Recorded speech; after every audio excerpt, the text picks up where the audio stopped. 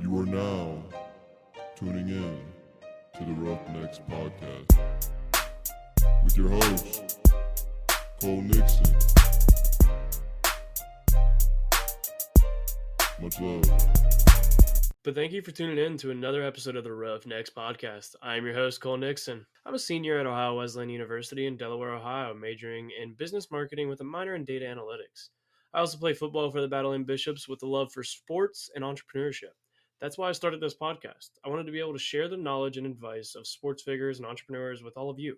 Just about every week, I try to bring on a guest who is viewed as a leader and motivator in the world of athletics, coaching, entrepreneurship, business, and just life in general. A new episode is released every single Monday morning at 10 a.m. Eastern Time. Don't miss Motivation Monday at the end of each episode. Be sure to follow us on Instagram at Roughnecks Podcast and Twitter at Roughnecks Pod C1. If you want to contact the Roughnecks Podcast about potential sponsorship or collaboration, then message us on social media or email at roughneckspodcast@gmail.com. Make sure you subscribe, rate, and review so you don't miss any of our future episodes. Shout out to Dante Fair for the podcast music introduction and P&H Studio for the logo. Now let's get into this week's show.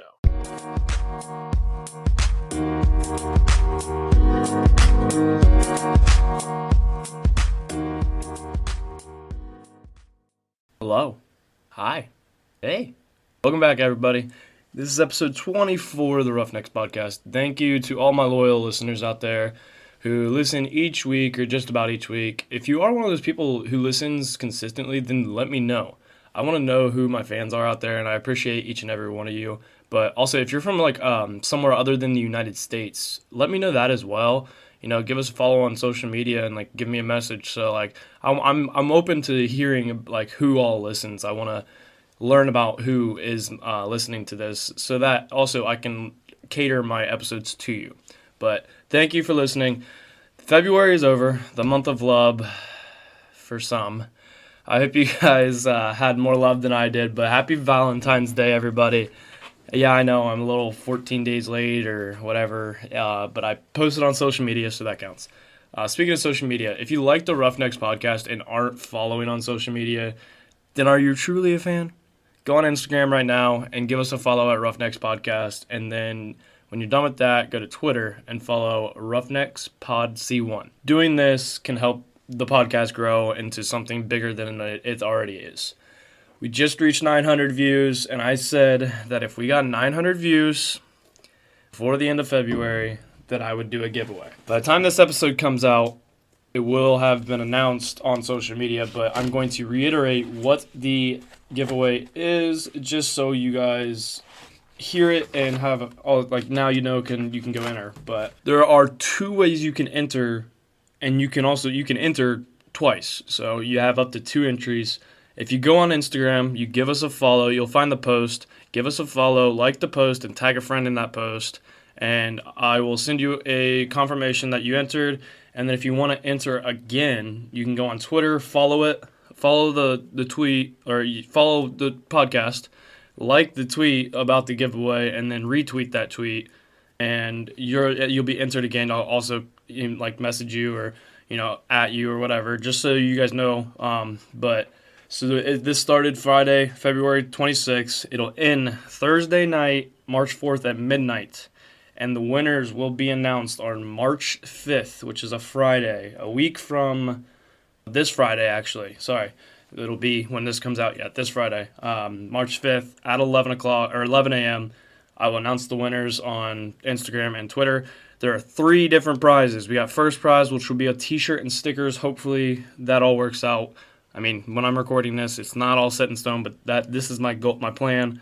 First will be a t-shirt, a Roughnecks t-shirt, and some Roughnecks stickers. Second will be just a Roughnecks t-shirt, and third will be some Roughnecks stickers. So make sure you enter in that. It's real quick and easy. All you do is like, tag, follow. That's all you got to do, and I hope you guys enter. But now we are into March with a new topic in mind. January was inspiration, February was passion and love, and the new topic is, drumroll please,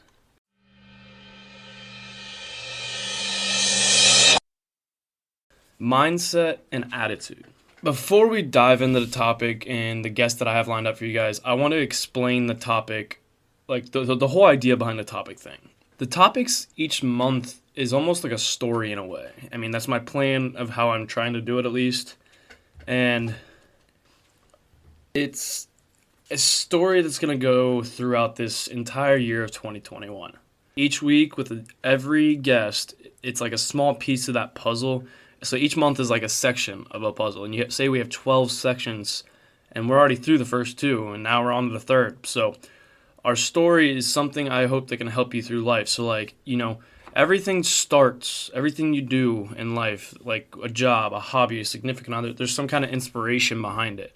And then, these things can also be changed around. I'm not saying this is like the exact way it's going to go. Like, sometimes things come differently, and then after that inspiration, you have like that passion and that love for that starts to grow behind it. And then now we're on to the third piece where you start to develop a mindset and an attitude about that thing in life. And this could be good or bad, but we will dive into that more here in a minute. But I want to give you guys a little introduction to the guest this month. This month, we're lucky enough to get 5 episodes instead of 4. Normally, we get 4 episodes with 4 Mondays in the month. This month, we got 5 Mondays, which means 4 guests and 5 episodes. So, the order, as we saw last month, the order of these guests could change, but March consists of these guests. We got Lindsay Carastensel, Jerry Harper, Corey Hare, and Christopher Bonner, a.k.a. Chris Bonner, a.k.a. Tripod, a.k.a. Bon. You'll understand once I get to him. But so Lindsay Carastensel is without a doubt the biggest guest probably to ever join the show. And if you don't know who she is, just literally type in Lindsay Carastensel, and you're gonna. She's outstanding in the world of venture capital and entrepreneurship. She has her own podcast as well, which is 10 times better than this one. But check it out. It's called Be Bolder. And then you can kind of get a sense for who she is before she even comes on the show. Her episodes are quick, and they're really good and informational. But I'm super excited to have a conversation with her. It's going to be really fun. Also a little nervous, but we'll get through that. And then Jerry Harper. So I met Jerry.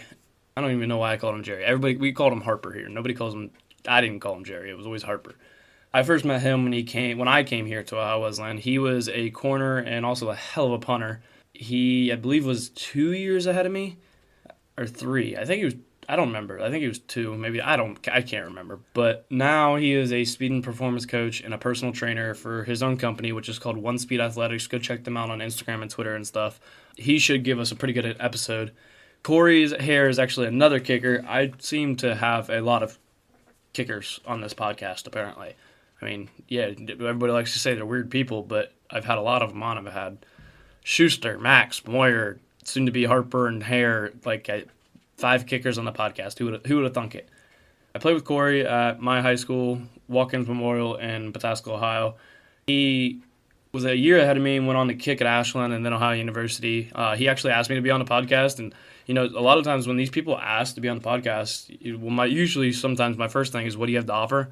But Corey is somebody that is going to have something to offer. I didn't even ask him that question because I know there's definitely something that he's going to be able to offer, and I'm excited to hear what he has to say about our topic this month. And wrapping up the month of March is a guest who is making a reappearance. He has one of the best episodes of all time, Christopher Bonner. Chris Bonner. Tripod. Chris Bonbon. Whatever you want to call him. He's got a lot of different nicknames. I call him Bonner.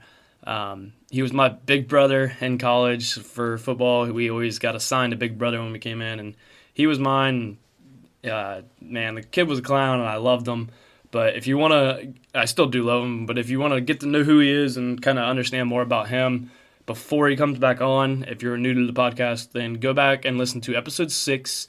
That was his first appearance on the Roughnecks podcast. I asked Chris to come back on because he is somebody that's going to have a lot to talk about with this topic. That mindset of when you're dealing with the hard things in life, that we all deal with hard things in life, and I think he's going to be a great person to talk about that. That's why I have him closing out the month, because I think he's going to have a really good episode for us. So now we can introduce and talk about mindset and attitude. I wasn't going to do this, but I feel like it's something that I need to talk about, because I'm just going to be blunt. All right, I'm going through a breakup. She left, and this is where your mindset really comes into play, I feel like. You can sit here and sulk and feel bad for yourself and just be sad. I mean, I'm not saying you shouldn't be sad. That is normal. You can be sad, but you also, you got to move past it. If you want her back, that's fine. But you got to move forward with yourself, because the more and more you sit here and sulk and don't do anything for yourself and just, sit around, lay in bed all day feeling depressed. Yes, we are all upset when we go through a breakup. I mean, 9 times out of 10, you cared out about that person, and it's hard to go through that breakup. But you can't sit around. You have to get in that mindset that says, you know what? Yeah, I'm sad. I'm upset. But I'm going to step up, and I'm going to keep pushing for myself. I can be sad at the end of the day, but at least I can go to bed knowing that I tried to better myself today. We're not saying every day is going to be a good day, because it's not. I've had so many ups and downs lately, One day you're feeling on top of the world, and then all of a sudden the next morning you wake up and you're just like, wow, I really miss them. But I still have to get out of bed, put my feet on the ground, and put one foot in front of the other just like everybody else, because otherwise I'm going to fall behind. I have 2 podcast episodes to record this week. I could have laid in bed and sulked, but no, I have to get everything set up, get everything planned out, get ready for each episode. But you have to keep pushing, keep going to better yourself. Just even if you do one little thing that day, you don't need to do a bunch. Do one little thing. It could be the littlest thing, like we talked about, I believe it was last month, or maybe it was 2 months ago. But, you want to start changing the world. You want to start helping yourself. Start by making your bed every day. I've slacked at it. I'm not going to lie. I have slacked at it because I've not wanted to get out of bed in the mornings. So I'm getting out of bed at the last second. And I'm struggling. And that's normal. I mean, I feel like it's normal, at least. I hope it is. But, you struggle. But you can't. If you make your bed in the morning, that's one task that you already completed that day. Right off the bat, first thing in the morning, you make your bed, or you brush your teeth, or you shower. There's one task completed. Think of it that way. One thing complete. You already completed the first thing of the day real quick. Next thing, let's get to something else. Let's do something else. Let's grow off of that one achievement and keep pushing it to.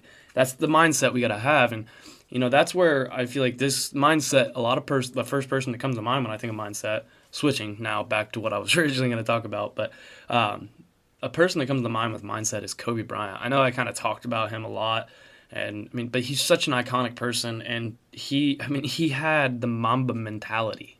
He had a mindset like no other. He had the mindset to win. He was doing a talk once, and they asked him, say you really want me on your team. What's your approach to recruit me?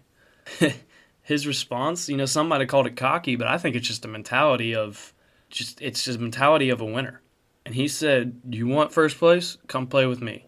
You want second place? Go play somewhere else. It was that simple, that brief, that quick. I'm going to play a video. It's only 10 minutes, I think, or 9 minutes. I don't remember, but I'm going to play a little video of Kobe talking, because me talking about it could literally do no justice. You just got to listen to Kobe talk and listen to these questions he asked him, and it's crazy. The man is, I look up to him so much, just like millions of other people do. But here it is. You really want me on the team. What's your approach to recruitment?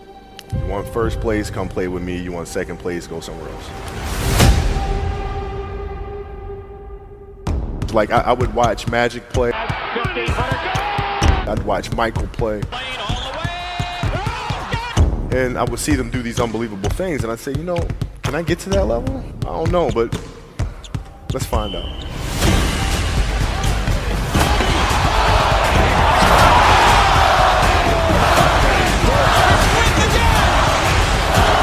That's why he's the best player in the game.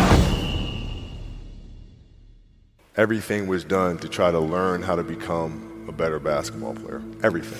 everything. And so when you have that point of view, then literally the world becomes your library to help you to become better at your craft. So because you know what you want, the world's giving you exactly the information you need to become better at it. Because you know what you're looking for. So many guys tell stories about your work ethic. Yeah. What was really your work ethic like, and for how long did you stay disciplined? Well, I mean, every day. I mean, since 20 years. I mean, it was an everyday process and trying to figure out strengths and weaknesses. For example, jumping ability. Man, my vertical was a 40. It wasn't a 46 or a 45. My hands are big, but they're not massive.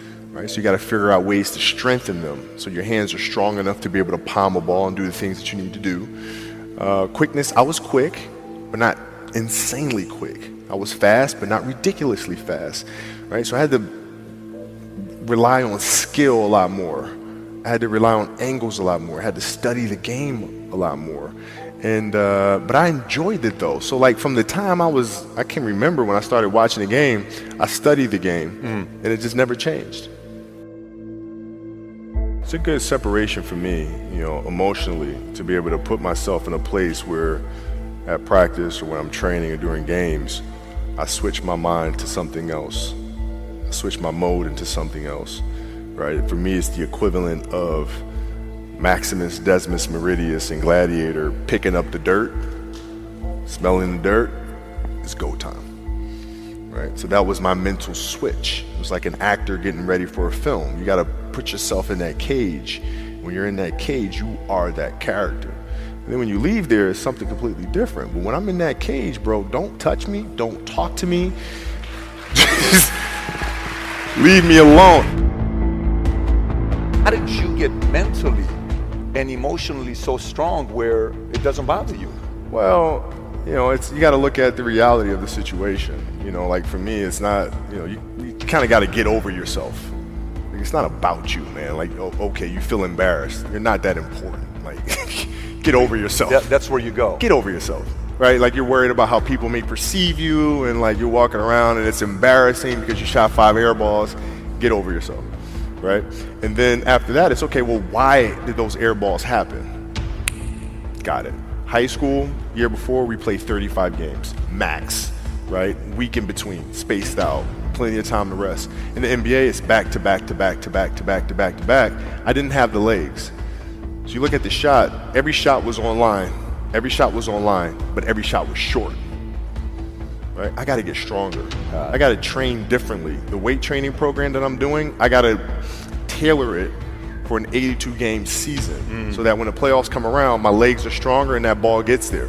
So I look at it with rationale and say, okay, well, the reason why I shot air balls is because my legs aren't there. I go, well, next year they'll be there.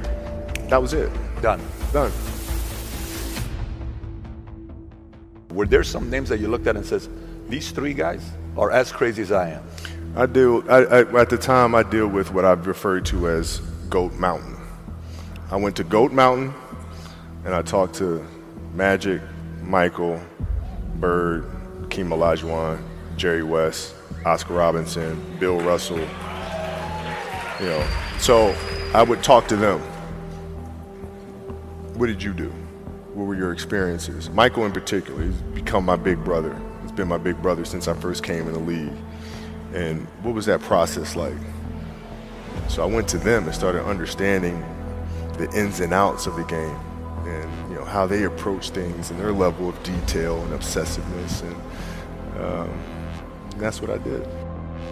The players that had that passion but weren't willing to commit their entire lives to doing that, right? It's a choice. Right? You have other things. You have family. You have all these other things that you have to do. The game can't really be your number one priority. And so I was just looking at that like, man, this is going to be fun. If I'm buddies with you from high school, if I'm a cousin of yours, what happened to our relationship? How did that gravitate when you went into the league and you're determined to become the greatest, or you're determined to become one of the greatest? What happens to our relationship? Well, it suffers. It does suffer. Oh, yeah. Okay. Yeah. And you understood that. You were okay with that. Well, yeah. And the people that love you, like friends and family, like they know that about you. Got it. So they let you be you. And when you reconvene, you pick back up where you left off.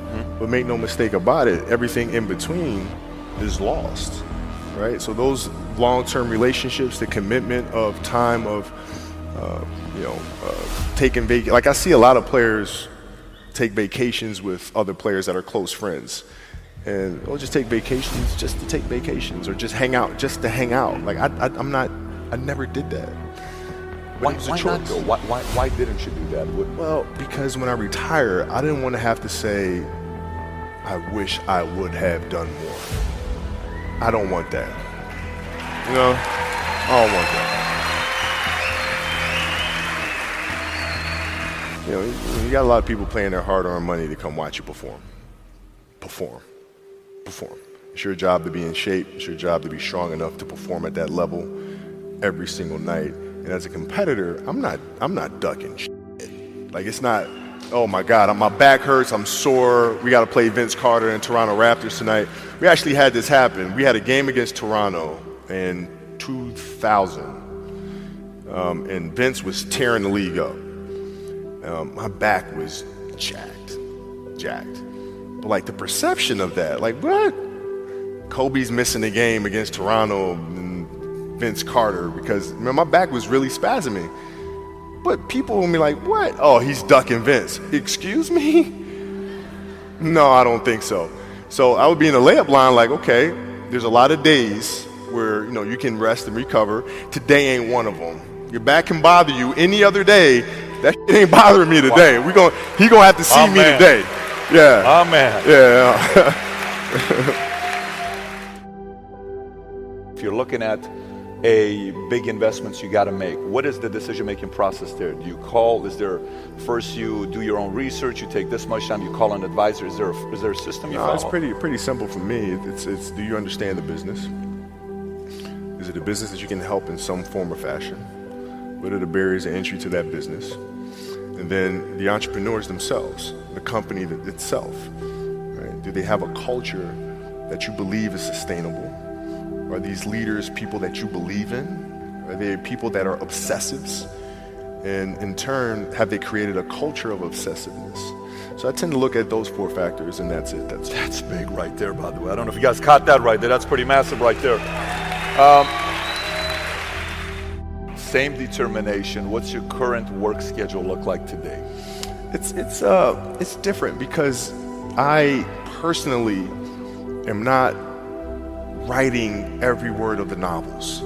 I am not animating the films. What I have to do now is make sure that the people that we bring in, these obsessives that we bring in, are challenging themselves to do the best job that they think they can do. That's what I'm there for, is for them to constantly look in the mirror and self-assess and challenge themselves. If we have a project and you're saying, okay, I can do that, that's not the project we want. The projects that say, I don't know if I can animate that. I don't know how to write that story. I don't know how to do that. Those are the things we want, because through that curiosity, you'll reach a level that you didn't think was possible. And so running the studio, that's what I'm doing.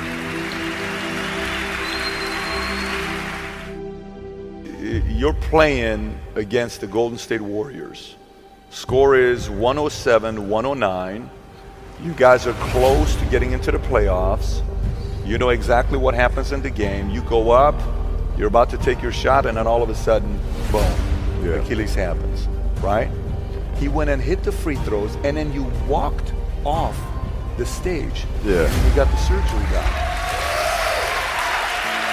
When I went in the trainer's room, my kids are in there, and they're looking at you and stuff, and I'm looking at them, and I'm like, it's all right. Dad's gonna be all right. Mm-hmm. It'll be fine. It'll be all right. It'll be all right. It'll be all right. As a parent, you gotta set the example.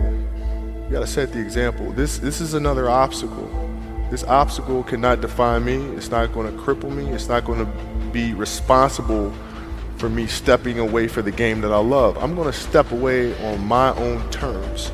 And that's when the decision was made that, you know what? I'm doing it. I'm doing it. You're a freaking beast, bro. Yeah.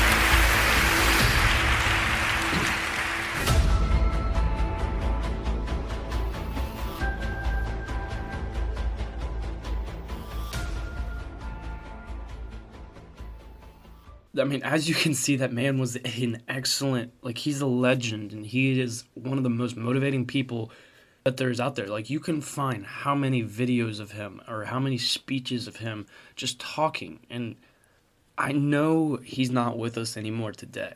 But, like, Kobe, I think almost, it's sad to say, but after he died, it's almost like the realization of his mentality. I mean, everybody already knew his mentality, but I feel like it got amplified, and I think people really wanted to embody that because he was such a great person and a motivating person. I mean, he literally has a mindset named after him. We all know what the Mamba mentality is, and if you don't, then I feel bad for you. Kobe just has a drive that is second to none. We all need to develop that mindset because it will help us become better each and every day. But don't make it, I don't want you to be like, all right, I have the Mamba mentality. You know what? Make it your own. Make it who you are. Make it, I'm going to make mine the Cole Nixon mentality. Make it who you are and make it your own, because I think that'll motivate you even more, in my opinion. I got a couple books and some sections I'm going to read to you guys. And, as you know, this whole topic idea thing stems from the Winner's Manual and the Champion's Manual and all that. So the Winner's Manual is what I'm going to start with, and I'm going to go to Chapter 3, which is on attitude. And I think mindset and attitude are one and the same. They're a little different, but they're also the same. But I got some sections I'm going to read to you guys, and, I'm not going to sit here and explain and give my thoughts on them. I'm going to let you listen to them and take them as your own. So here's the first section. And this is more of like a football-oriented thing, but I think it would take it into business and, just life in general. But I think Chapter 3, attitude. I think the final outcome of most football games is affected more by attitude than by talent. I once heard someone say that an upset is really in the mind of the favorite. If the favored team plays to the best of their ability, the underdog probably isn't going to win. But if there's an upset, it's probably because the favorite didn't have the right attitude. A team that has the right attitude and happens to be blessed with greater talent and ability is not likely to be upset. As a football team, we have to understand that our thinking affects everything we do. What we're thinking, how we're looking at a situation, it is so important. It's not about what the newspapers say. It's not about what mom and dad are thinking. They may say, oh, you guys are really going to wallop them, or it could be the other way. You guys are going to get killed. But we can't afford to let either of those attitudes creep into our thinking. It can be helpful, however, to have encouragers who help you believe the best about yourself along the way. I can't tell you how many of our players have said, my mom kept telling me I could do it. She said I could be anything I wanted to be. The fundamental of attitude, it was practiced and practiced until the player latched onto it. A good attitude can overcome some other limitations. Talent can't overcome the wrong attitude. The Big Ten fundamentals are difficult to make a part of our daily lives. For example, how do we take the time to be as grateful as we should be? None of us has the perfect attitude we'd like to have. A lot of times I catch myself saying, I can't believe I was thinking that way. But if we practice the fundamentals and keep reminding ourselves and keep reading the thoughts of great people, we give ourselves a chance to change.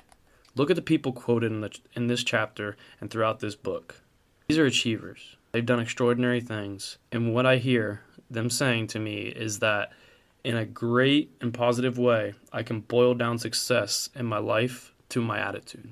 And then now I move, and I think this is, when I first read the heading when I started reading this chapter, I was like, I almost got like more into the book because I knew it's one of those things that it's little, but it hit me, and I was like, it's like really true. But this is a heading in the same chapter. It's your attitude is a choice. Attitude is not a formula we can put under a microscope and make it work every time and to help us win every game. We're still going to lose from time to time. We're still going to get upset. The salesman is still going to lose a sale. The advertising executive will still strike out on an ad plan. But because our attitude is a choice, I think if we work hard on our objective and practice our fundamentals, at the end of the day, we'll probably be pleased with the number of sales or effectiveness of our ads or number of wins. That's what I'd like to get across because I believe it is true. The older our players get, the more they realize that it's their choice what they're feeling, what they're thinking, and what approach they take to life. We find that the younger and less mature players have less handle on their attitude and more reactionary. They're more susceptible to the events of their lives.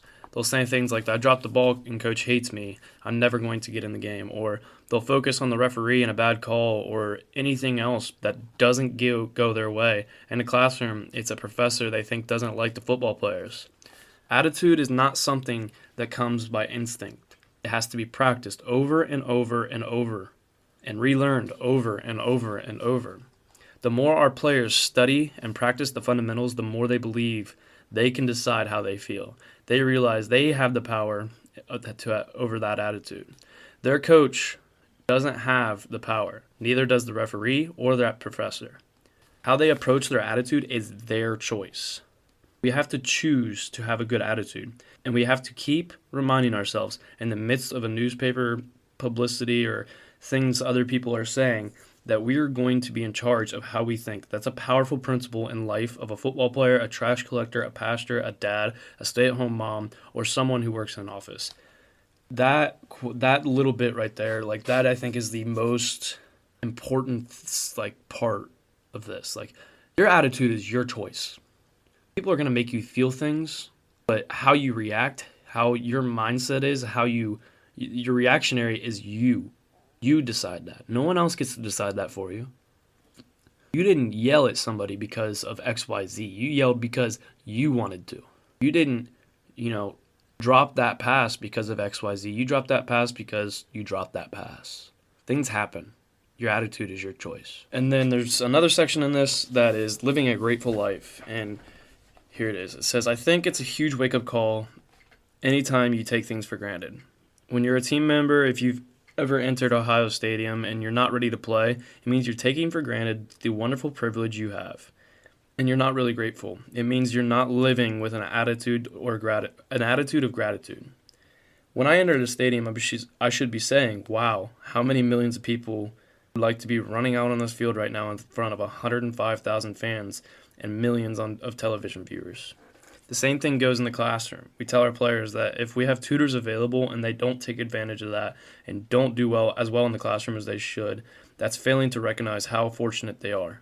One thing we do during the preseason to foster an attitude of gratitude is have guys write a couple letters. We encourage each player to tell someone he knows how fortunate he is to have that person in his life. I don't know everything the guys write, but I have had some people tell me with tears in their eyes how much those letters have meant to them.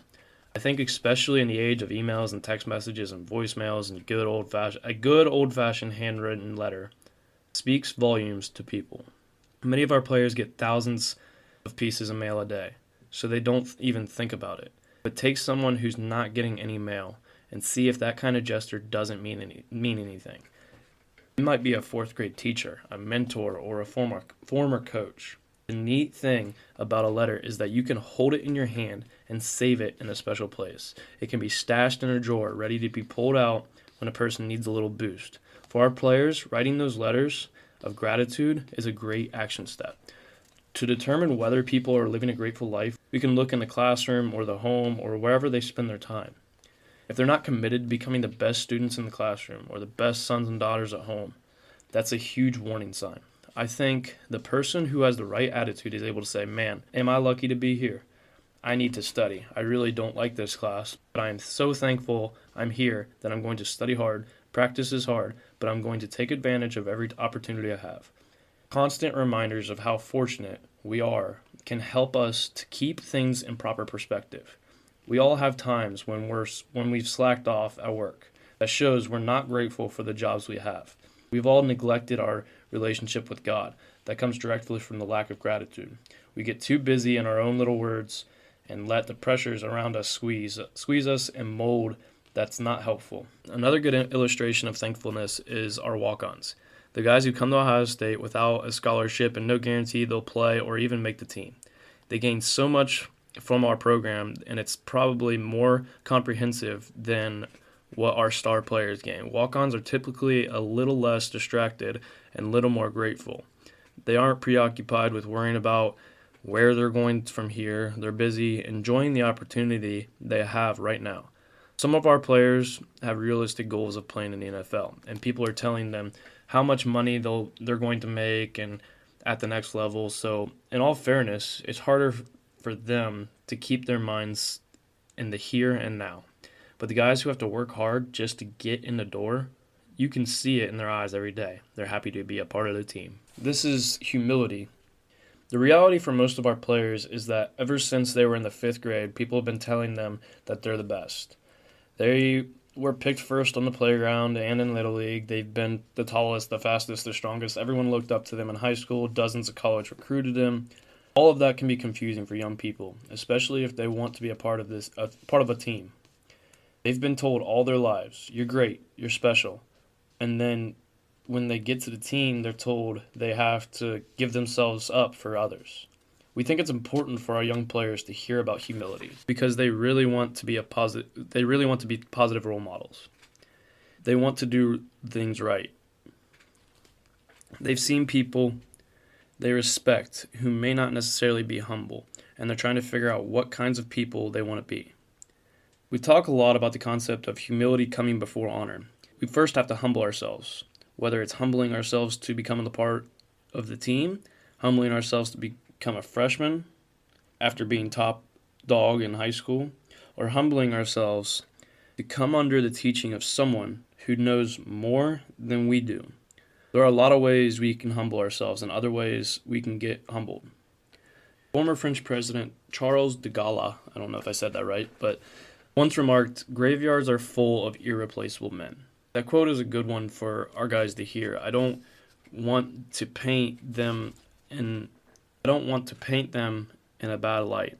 They've had lots of people telling them they're wonderful, important, irreplaceable, indispensable.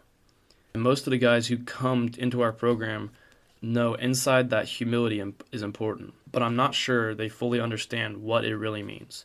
I think Troy Smith, who had a difficult childhood with different foster parents and a number of schools, he had already had a tough life. We recruited another player at quarterback and recruited Troy for his overall athletic ability, thinking we could mold him into whatever position the team needed.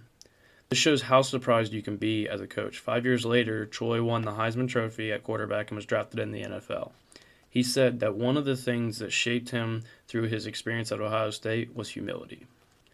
There's also a thing here, it says Colin Powell's rules, and it's like a little side thing, but he's got 13 rules, and I think there's something that is cool to look at. And 1, it ain't as bad as you think, it will look better in the morning. 2, get mad, then get over it. 3, avoid having your ego so close to your position that when your position falls, your ego goes with it. 4, it can be done. 5, be careful what you choose. You may get it. 6, don't let adverse facts stand in the way of a good decision.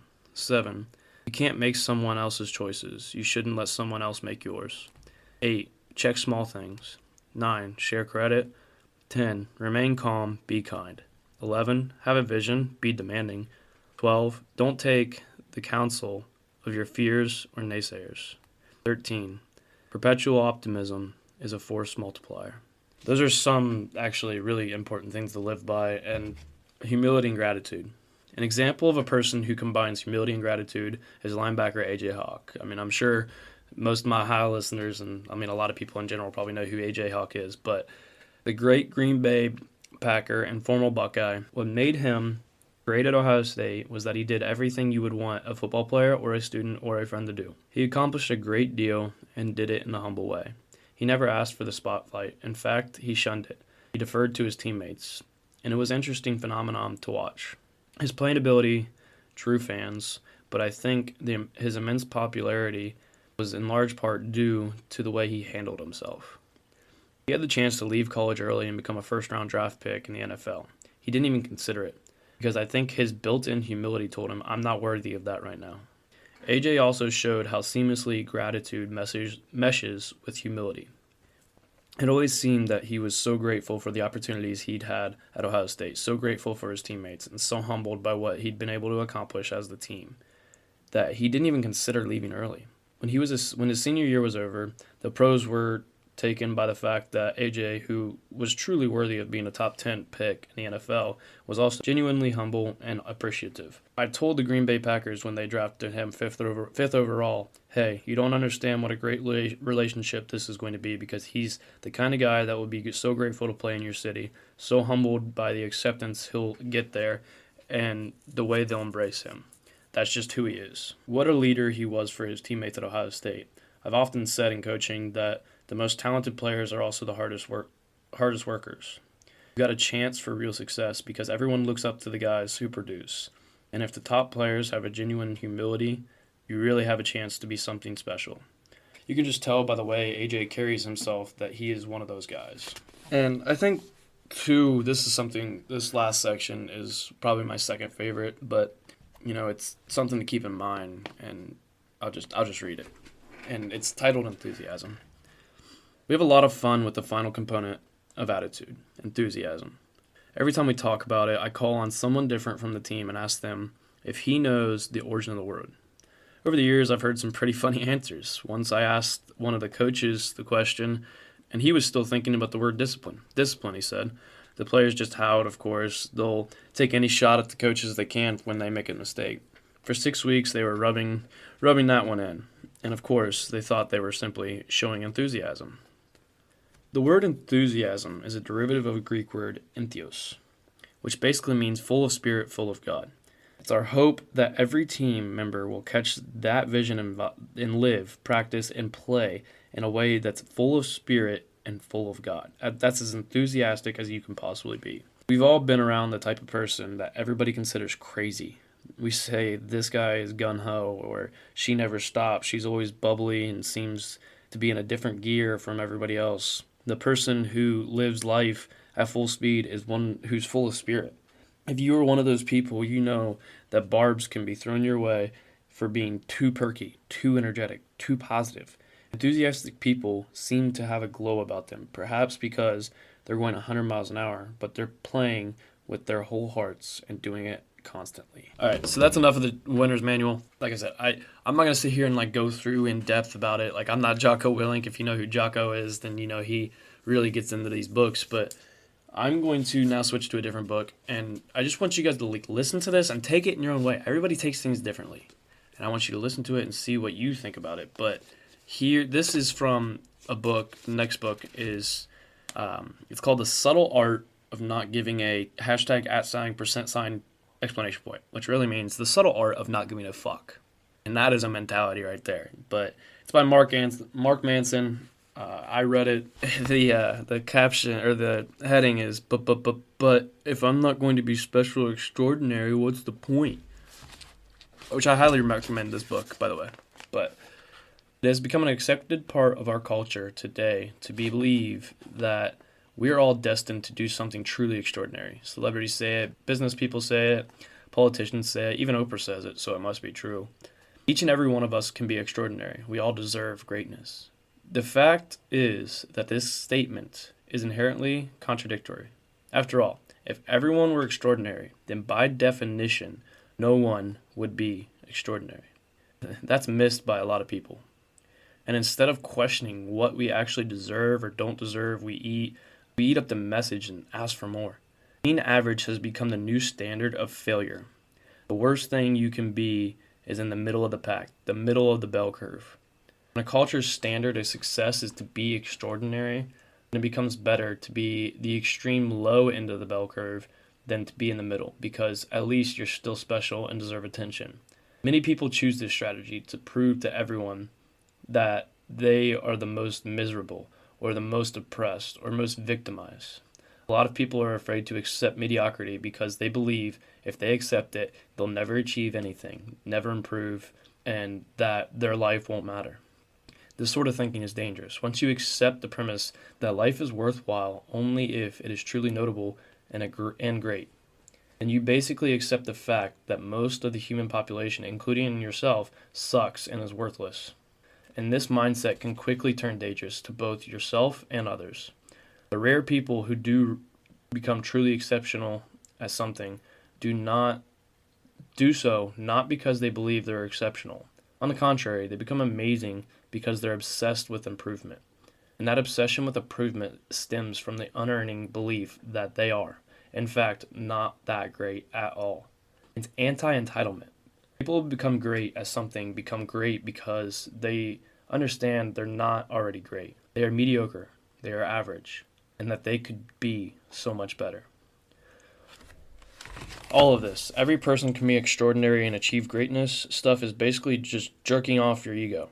It's a message that tastes good going down, but in reality it's nothing more than empty calories that make you emotionally fat and bloated. The Big Mac for your heart and your brain. The ticket to emotional health, like that to physical health, comes from eating your veggies, that is, accepting the bland and mundane truths about life. And I'm just going to leave that at that. I'm not even going to dive into that. I think that was deep, and I think that you guys should really think about what I just said. But now, we go on to my favorite section of the podcast. Motivation Monday, fellas. Well, sorry, ladies and fellas, ladies and gents, whatever. But Motivation Monday, let's go. And my Motivation Monday comes from that video, and it says, it was when Kobe was talking about, we don't want to live with regret. We don't want to sit there and say, I wish I would have done more. And, he was talking about, playing when he had to go play Vince Carter in 2000 and his back was spasming and he doesn't want to have those regrets. So he said, he did the Mamba mentality and he said, you have a lot of days to get rest, but today ain't one of them. He said he's going to see me. Vince Carter is going to see me today. That is the mindset. That's toughness. That is the mindset, but it's the mindset that gave you that toughness. That said, you know what? I got days to rest, but today is not one of them. My team needs me. Same thing's true, like I think with a relationship or, and like a business with your boss or, with a relationship, it's, things are hard right now, but I'm going to fight through it. We're going to figure this out. If you care, like if you want to be with that person, it's, we're going to figure this out. But back to the whole Kobe thing, it's, you look at the man did this how many times? He tore his Achilles in a 2-point game where there's playoffs involved and still stepped up to the free throw line with a torn Achilles and hit 2 free throws. And he's in the training room after that. He walked off the floor after that, went in the training room, and his kids are looking at him and stuff, and he's telling his kids, Dad's all right. I'm all right. It's fine. And he said, I did that because I'm setting the example for them. It's just another obstacle, but that obstacle cannot define you. That you're going to go through so many obstacles in life. And he said, that was not going to be the reason I had to step away from the game because he was going to step away from the game on his own terms. That's Mamba mentality. We all need to develop that. We're going to have so many obstacles in life, a breakup, fired from a job, car wreck, bad day at work, bad game, arguments, whatever the hell it is. It doesn't define you unless you let it define you. Don't let it define you. That's not who you are. That one obstacle is not defining who you are. Learn from it and grow past it. So with that, I'm going to wrap up. Thank you for listening to episode 24 of the Roughnecks Podcast. Don't forget, go on Instagram at Roughnecks Podcast. Give us a follow, like that giveaway post, tag a friend, and enter into that giveaway. And then when you're done with that, go get yourself another entry. Go on Twitter and, like that post, follow us, Roughnecks Pod C1, and then retweet that tweet and enter twice so that you guys can get the first ever Roughnecks Podcast gear. I've never gave anything away. There's never been anything made that is Roughnecks. This is the first time ever. We're moving and growing as a podcast. So help me out and get yourself some free stuff. All you got to do is like and follow and tag. It's simple. So do that. And if you like this episode, or if you like all of our episodes or any episode, do me a favor, go down, scroll down, rate and review it. I really want to see those reviews because I like to hear what you guys are thinking. And also you can message me and tell me what you think of the show. Tell me what you think I could do different. Tell me what you didn't like, stuff like that. I'm open to hearing what you guys have. Subscribe so you don't miss any of our future episodes. If you want to talk to me about collaboration, or you want to be on the show, or you want us to be a sponsor, I'm also still looking for sponsors. I'd love to have a sponsor, but go email us at roughneckspodcast@gmail.com. Tune in next week for a great conversation with Lindsay Karastensel of the podcast, Be Bolder. But until now, you know the deal. Roughnecks out.